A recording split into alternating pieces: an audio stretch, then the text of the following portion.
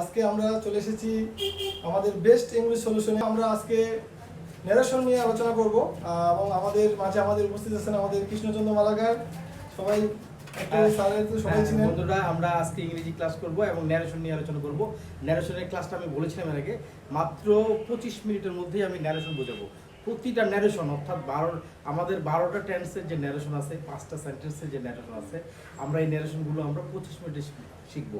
আপনারা যারা এর আগে ন্যারেশন শিখতে 12টা ক্লাস লাগছে, 12 দিন লাগছে, 15 দিন লাগছে, 20 দিন লাগছে, 1 মাস লাগছে, 2 মাস লাগছে, এই পাশে শিখছেন, এই পাশে ভুলে গেছেন, এই পাশে পড়ছেন, এই পাশে ভুলে গেছেন, এখন আর এটা হবে না। যাই হোক, আর কথা না বাড়িয়ে আমরা ক্লাস শুরু করি। ওকে স্যার, আপনি ক্লাস শুরু করুন। আমরা আজকে আলোচনা করব ন্যারেশন। এই ন্যারেশনের ক্লাসটা আমরা একটা স্টুডেন্ট মাত্র আমার সাথে 25 মিনিট ক্লাসে থাকবে, 25 মিনিটের মধ্যে সে ন্যারেশন পারবে। তাহলে আমি একটা সেন্টেন্সের আগে উদাহরণ দিয়ে দিই। আমাদের ন্যারেশন তো আমরা জানি ডাইরেক্ট ন্যারেশন, ইনডাইরেক্ট ন্যারেশন দুই প্রকার। হি said to me I know you not him। এই যে আমাদের একটা সেন্টেন্স, এই সেন্টেন্সের মধ্যে দুইটা অংশ আছে। একটা হলো রিপোর্টিং ভার্ব আর একটা রিপোর্টেড স্পিচ। এই যে আমাদের ইনভার্টেড কমার বাইরে আছে আর এটা হচ্ছে ইনভার্টেড কমার ভিতরে আছে। ইনভার্টেড কমার ভিতরে যেটা আছে সেটার নাম হচ্ছে রিপোর্টেড স্পিচ। রিপোর্টেড স্পিচ সংক্ষেপে আর এস, আর এটার নাম হলো রিপোর্টিং ভার্ব। রিপোর্টিং ভার্ব সংক্ষেপে আরভি, আরএস আর আরভি। আমরা আগে চিহ্নিত করলাম।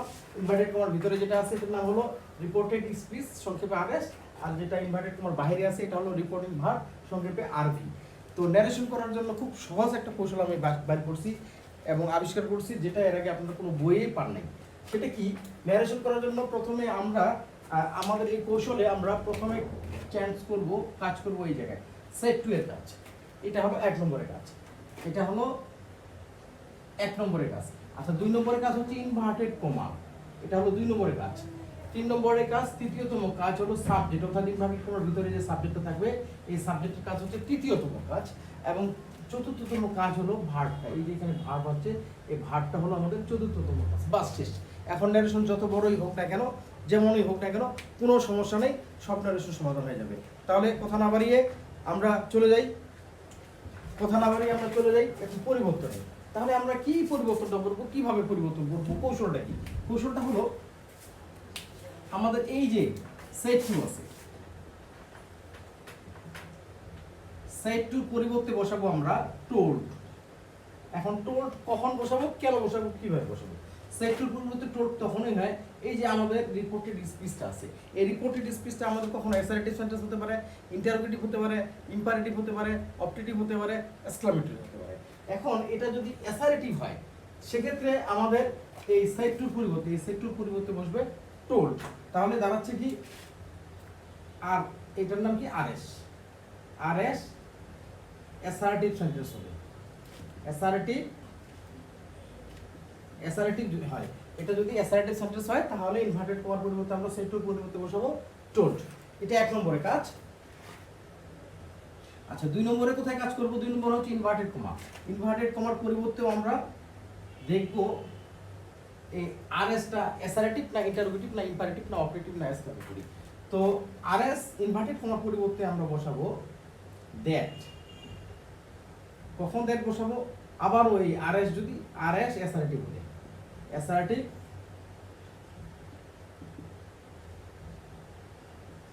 আরএস অ্যাসার্টিভ হলে আমরা এই ইনভার্টেড কমার পরিবর্তে বসাবো দ্যাট। তাহলে এরপরে চলে আসলাম আমরা 3 নম্বরের কাজ, সাবজেক্টে।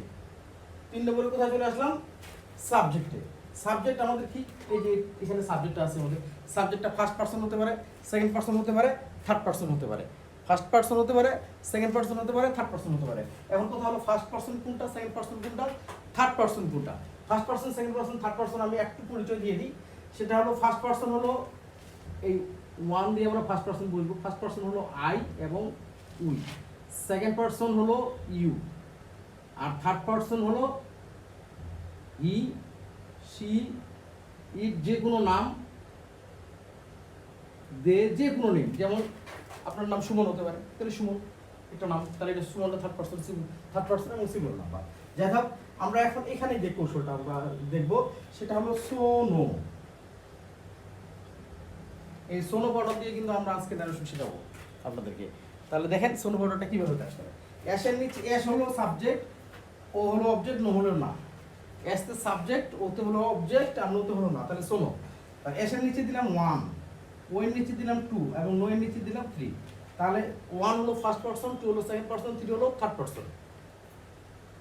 তাহলে ফার্স্ট পারসন বলতে ফার্স্ট পারসন তাহলে পরিবর্তন হবে সাবজেক্টের সাথে, সেকেন্ড পারসন পরিবর্তন হবে অবজেক্টের সাথে, এবং থার্ড পারসন পরিবর্তন হবে নো, মানে কারোর সাথে পরিবর্তন হবে না।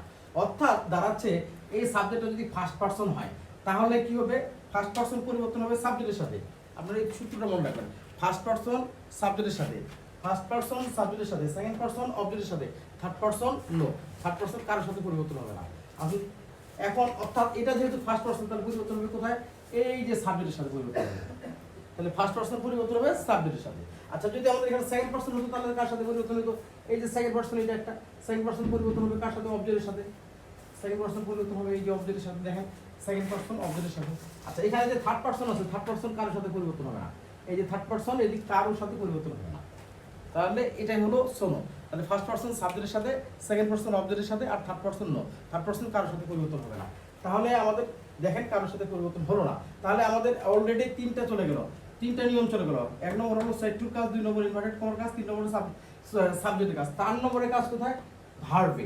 এই ভার্বে আসার সময় আমরা এই ভাবটার দিকে তাকায় দেখব। আমরা ন্যারেশন শব্দটাকে একটু অমিট করে দিই, কারণ এই লেখাটা আমাদের একটু ডিস্টার্ব দিচ্ছে, এটাকে আমরা অমিট করে দিলাম।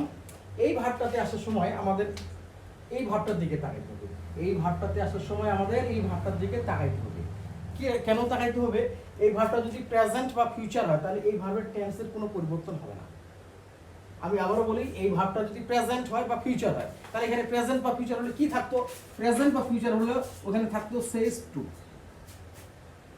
আর যদি এখানে ফিউচার থাকতো তাহলে এখানে কি থাকতো, উইল সে।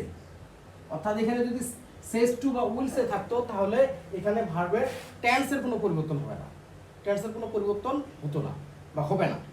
এটার পরিবর্তন কখন হবে, এই পরিবর্তনটা এই টেন্সের পরিবর্তন হবে এটা যদি কেবলমাত্র পাস্ট টেন্স হয়। তাহলে আমরা বলতে পারি 4 নম্বর নিয়ম, আর এটার নাম কি, আরভি। আরভি পাস্ট টেন্স হলে আর এস এর টেন্স গত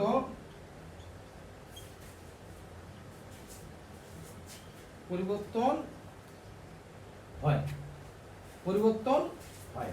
অর্থাৎ এটা যদি পাস্ট টেন্স হয় তাহলে এখানকার টেন্সের পরিবর্তন হবে, এটা যদি প্রেজেন্ট বা ফিউচার হয় অর্থাৎ এরকম সেজ টু থাকতো বা উইল সে থাকতো তাহলে এটা টেন্সের কোনো পরিবর্তন হবে না। 4টা নিয়ম আমাদের কিন্তু মোটামুটি ওকে হয়ে গেছে। ওকে না, আমাদের চলবে। এখন আমরা কি করব, আমরা এই যে সেন্টেন্সটা আছে এটাকে এখন আমরা পরিবর্তন করব। আমরা পরিবর্তন করে দেখি, আমরা একটু জায়গা করে নিলাম। এটার নাম কি ছিল, আরভি। আরভিটা আমরা এখানে লিখে নিলাম, আরভি। আচ্ছা, আমরা এখানে জায়গা কম, আমাদের এখানে আমরা পরিবর্তন করব। এটা হলো এবার ইনডাইরেক্ট স্পিচ। পরিবর্তনটা করব আমরা, হি আছে হি বসাই দিলাম। এই বাইরের হি এর কোনো কিছু কিন্তু কারোর সাথে পরিবর্তন হবে না, বাইরের হি এর কোনো পরিবর্তন আমরা করব না। আচ্ছা, পরিবর্তনটা কোথায় করব, এখানে করব। তাহলে আমরা এখানে রেড কালার ইউজ করি। সাইড টু আছে, সাইড টুর পরিবর্তে এটা যেহেতু অ্যাসার্টিভ সেন্টেন্স, এই যে রিপোর্টেড স্পিচটা পুরোটাই যদি অ্যাসার্টিভ সেন্টেন্স, তাহলে সাইড টুর পরিবর্তে আমরা বসাবো টোল্ড, কারণ আমরা এখানে তাই বলেছিলাম said to equal to told, আর এস অ্যাসার্টিভ। এটা যদি ইন্টারগ্রেটিভ হতো তাহলে আমরা আস্ট বসাইতাম। তাহলে আমরা সাইড টু বসাই দিলাম, সাইড টুর পরিবর্তে টোল্ড বসাইলাম, তারপরে এই যে মিটা বসে দিলাম, মি বসাইলাম। এবার আমরা কোথায় আসবো, ইনভার্টেড কমা। এই যে ইনভার্টেড কমার পরিবর্তে আমরা দ্যাট বসাবো, কারণটা হলো এটা হলো আর এস হলো অ্যাসার্টিভ সেন্টেন্স। এই যে সাইড টু ইনভার্টেড কমার পরিবর্তে আমরা দ্যাট বসাবো, আর এস অ্যাসার্টিভ হলে। এটা যদি ইন্টারগ্রেটিভ হতো তাহলে ইফ বা ডাব্লিউ এস বসাতাম। তো আমরা ওইটাতে এখনই যাবো না, আমরা যেহেতু অ্যাসার্টিভ নিয়ে আলোচনা করছি, অ্যাসার্টিভ নিয়ে আলোচনা শেষ হোক। তাহলে ইনভার্টেড কমার পরিবর্তে আমরা বসাবো দ্যাট, দ্যাট বসাই দিলাম। আচ্ছা, এরপরে কোথায় আসবো, সাবজেক্ট আমাদের কি ফার্স্ট পারসন, এই যে আই বা we first person, you second person এবং হি সি ইট বা নাম, মনে করেন সুমন একটা নাম, এই নাম এগুলো যদি থাকে তাহলে এটা হবে থার্ড পারসন। আচ্ছা, এটা যেহেতু ফার্স্ট পারসন কার সাথে পরিবর্তন হবে, সাবজেক্টের সাথে। এই যে আমরা বলেছিলাম ফার্স্ট পারসন পরিবর্তন হবে সাবজেক্টের সাথে, সেকেন্ড পারসন পরিবর্তন হবে অবজেক্টের সাথে, থার্ড পারসন কার সাথে পরিবর্তন হবে না। ফার্স্ট পারসন সাবজেক্টের সাথে, সেকেন্ড পারসন অবজেক্টের সাথে, থার্ড পারসন নো, কারোর সাথে পরিবর্তন হবে না। তাহলে আমরা এই আইটা হয়ে গেল আমাদের হি। আচ্ছা, এইবার আমরা এই ভার্বে আসার সময় আমরা এই ভার্বটির দিকে তাকাবো যে এই ভার্বটা প্রেজেন্ট ফর্মে আছে না পাস্ট ফর্মে না ফিউচার ফর্মে। এটা যেহেতু পাস্টে আছে তাহলে এটা পরিবর্তন হবে, এটা যদি প্রেজেন্ট বা ফিউচার হতো তাহলে এটার কোনো পরিবর্তন হতো না। তাহলে এটা যেহেতু এটা এখানে আমরা আরেকটা জিনিস দেখে নিই, কোন টেন্সে আছে, এ আছে প্রেজেন্ট ইনডিফিনিট। আচ্ছা, প্রেজেন্ট ইনডিফিনিট হয়ে যায় পাস্ট ইনডিফিনিট, প্রেজেন্ট কন্টিনিউয়াস হবে তাহলে পাস্ট কন্টিনিউয়াস, প্রেজেন্ট পারফেক্ট হবে past perfect, present perfect continuous tense হবে পাস্ট পারফেক্ট কন্টিনিউয়াস। আর যদি পাস্ট ইনডিফিনিট হয় তাহলে হবে পাস্ট পারফেক্ট, আর পাস্ট কন্টিনিউয়াস হলে হবে পাস্ট পারফেক্ট কন্টিনিউয়াস। তো এটা যেহেতু পাস্ট ইনডিফিনিট আছে, এই সেন্টেন্সটা যেহেতু পাস্ট ইনডিফিনিট আছে তাহলে আমরা করব পাস্ট, সরি এটা যদি প্রেজেন্ট ইনডিফিনিট আছে তাহলে আমরা করব পাস্ট ইনডিফিনিট। কারণটা হলো কি, এটা হলো পাস্ট টেন্সে আছে। এখন পাস্ট ইনডিফিনিট টেন্সের গঠনটা কি, গঠনটা আমরা একটু স্মরণ করে নিই। পাস্ট ইনডিফিনিট টেন্সের গঠন হলো সাবজেক্ট প্লাস ভার্বের ভি2 প্লাস অবজেক্ট বা এক্সটেনশন। এটা হলো পাস্ট ইনডিফিনিট টেন্সের গঠন।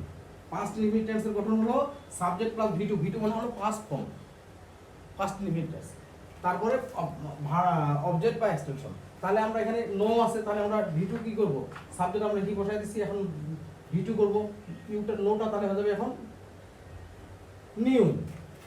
বাস, এখন আমরা কোথায় আসবো, এই যে এটা আমাদের অবজেক্টে আসলাম, অবজেক্টটা কিন্তু সেকেন্ড পারসন। আরেকটা জিনিস মনে রাখবেন, ভার্বের সামনে যেটা থাকবে সাবজেক্ট, ভার্বের পরে যেটা থাকবে ওটা হলো অবজেক্ট সাধারণত হয়। তাহলে এটা যেহেতু অবজেক্টিভ ফর্মে আছে, এখন আমরা দেখি সেকেন্ড পারসন আমাদের পরিবর্তন হবে মি এর সাথে, তাহলে ইউটা হয়ে গেল আমাদের এখন মি। তাহলে এখানে আমরা এখন ইউ এর পরিবর্তে মি বসাইলাম। তারপরে আছে নট, নট তো কারোর সাথে পরিবর্তন হবে না, তাহলে নটই বসে গেল। এরপরে আছে হিম, হিমটা থার্ড পারসন, কারোর সাথে পরিবর্তন হবে না, কারণ আমরা জানি থার্ড পারসন নো, কারোর সাথে পরিবর্তন হয় না, থার্ড পারসন কারোর সাথে পরিবর্তন হয় না, যা আছে তাই। তাহলে আমাদের বসে গেল এখন হিম। আশা নাকি বোঝা গেছে। আমি আরেকবার এই ক্লাসটা আপনাদের ফ্ল্যাশব্যাক দিচ্ছি, আপনারা একটু লক্ষ্য রাখবেন। আমাদের অ্যাসার্টিভ সেন্টেন্স আমরা ডাইরেক্ট ন্যারেশন থেকে ইনডাইরেক্ট ন্যারেশন করার জন্য আমাদের কি করতে হবে, আমাদের আগে জানতে হবে যে ইনভার্টেড কমার বাইরে যেটা আছে এটার নাম হচ্ছে রিপোর্টিং ভার্ব, আর ভিতরে যেটা আছে এটার নাম হচ্ছে রিপোর্টেড স্পিচ। আচ্ছা, এই ডাইরেক্ট থেকে ইনডাইরেক্ট করার জন্য আমাদের কি করতে হবে, প্রথমে সেট টুর কাজ, সেট টুর পরিবর্তে আমাদের বসবে টোল্ড। কখন, যদি এটা অ্যাসার্টিভ সেন্টেন্স হয়, এই যে বলছি আমরা সেট টুর পরিবর্তে টোল্ড বসবে, আরএস অ্যাসার্টিভ করে, আরএস কোনটা, এটা আই নো ইউ নট হিম, এই যে ইনভার্টেড কমার ভিতরে যেটা থাকবে এটার নাম হলো আরএস। এটা যদি অ্যাসার্টিভ সেন্টেন্স হয় তাহলে আমরা সেট টুর পরিবর্তে বসাবো টোল্ড, সেট টুর পরিবর্তে বসাবো টোল্ড। আচ্ছা, এরপরে এক নম্বরের কাজ, তারপর দুই নম্বরের কাজ ইনভার্টেড কমার ভিতরে কাজ, এই যে ইনভার্টেড কমাটা আছে, ইনভার্টেড কমার পরিবর্তে আমরা দ্যাট বসাবো। এটা যদি অ্যাসার্টিভ সেন্টেন্স হয়, এটা কিন্তু অ্যাসার্টিভ আছে, এই জন্য আমরা কি করছি, সে ইনভার্টেড কমার পরিবর্তে দ্যাট বসাবো, আরএস অ্যাসার্টিভ সেন্টেন্স হলে আমরা এটা বলেছি। তারপরে কাজ সাবজেক্টের কাছে, এই সাবজেক্টটা ফার্স্ট পারসন হতে পারে, সেকেন্ড পারসন হতে পারে, থার্ড পারসন হতে পারে। আর ফার্স্ট পারসন কি, ফার্স্ট পারসন হলো আই এবং উই, সেকেন্ড পারসন হলো ইউ, থার্ড পারসন হলো হি সি ইট দেশ, যে কোনো নাম সুমন, এগুলো হলো থার্ড পারসন। আচ্ছা, এটা যদি ফার্স্ট পারসন হয় তাহলে পরিবর্তন হবে সাবজেক্টের সাথে, আচ্ছা যদি সেকেন্ড পারসন হয় তাহলে পরিবর্তন হবে অবজেক্টের সাথে, আর থার্ড পারসন নো, কার সাথে পরিবর্তন হবে না। এটাকে আমরা সংক্ষেপে বলেছি 3 নম্বর সূত্রে শোনো, এসতে সাবজেক্ট, ওতে অবজেক্ট, নোতে না। আচ্ছা, এস এর নিচে দিয়েছি 1, ও এর নিচে দিয়েছি 2, নো এর নিচে দিয়েছি 3, অর্থাৎ ফার্স্ট পারসন পরিবর্তন হবে সাবজেক্টের সাথে, সেকেন্ড পারসন পরিবর্তন হবে অবজেক্টের সাথে, এবং থার্ড পারসন নো, কার সাথে পরিবর্তন হবে না। আচ্ছা, আমাদের এখানে যেহেতু ফার্স্ট পারসন ছিল, আমাদের ফার্স্ট পারসন সাবজেক্টের সাথে হি আছে, তাহলে ফার্স্ট পারসনটা আইটা এখন হয়ে যাবে আমাদের হি। এই যে আমরা এখানে কোথায়, এই যে হি করে ফেলেছি, দ্যাটের পরে আমরা হি করছি।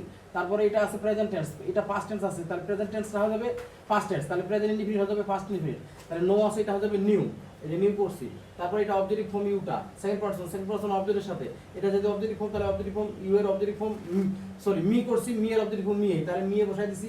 তারপরে নট বসে গেছে, কারোর সাথে পরিবর্তন হয়নি, হিমটা থার্ড পারসন, কারোর সাথে পরিবর্তন হয়নি, তাহলে হিমটা বসাই দিছি। বাস, শেষ আলোচনা। আশা রাখি বোঝা গেছে। তারপরেও যদি আপনাদের কোনো সমস্যা হয় আমাকে বলবেন, আমি আপনাদের আলোচনা করব। তো তবে আপনাদের সুবিধার্থে আপনাদের জ্ঞাতার্থে আমি এখন একটা কাজ করব, সেটা হচ্ছে এগুলো সব মিশাই দিয়ে আমি নতুন একটা সেন্টেন্স তুলে ধরবো, ওই সেন্টেন্সটাকে আমরা পরিবর্তন করব। তাহলে আমরা দেখি পরিবর্তন করা যায় কিনা এবং কিভাবে পরিবর্তন হয়। আমরা এই উপরের উদাহরণটা মিশাই দেবো, আমাদের নিয়মগুলো থেকে যাবে, তাহলে আমাদের জন্য সুবিধা হবে।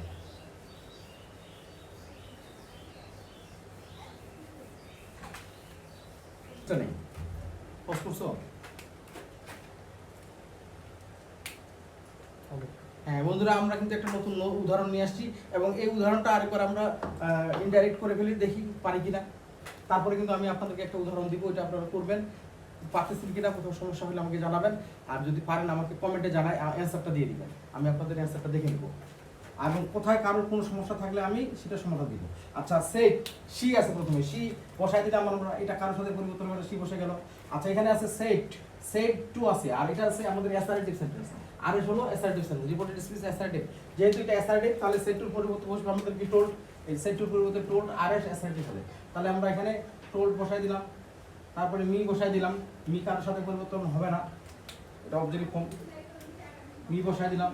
আচ্ছা, আমাদের কাজের পরিবর্তনটা আমরা কোথায় কোথায় করবো, এক ক্লাস ব্রেক দিই, আমরা 1 নম্বর এখানে করবো, 2 নম্বর এখানে করবো, 3 নম্বর এখানে করবো, 4 নম্বর এখানে করবো, তাই না?